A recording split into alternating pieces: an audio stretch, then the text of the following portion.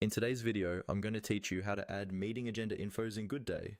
We'll walk through this step by step, so by the end, you'll know exactly where to click and how to set up your agenda items in a clear and organized way.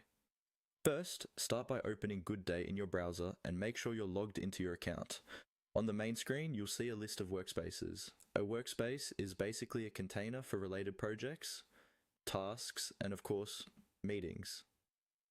Choose the workspace where your meeting is stored. If you work with multiple teams or departments, double check that you're in the right one before moving on, so you don't accidentally add agendas to the wrong place.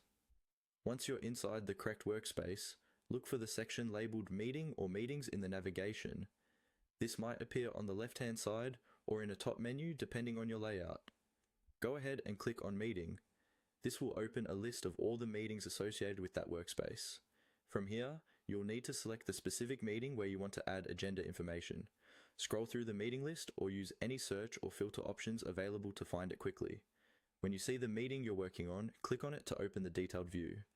This is where all the information related to that meeting lives, such as date, time, participants, and related tasks.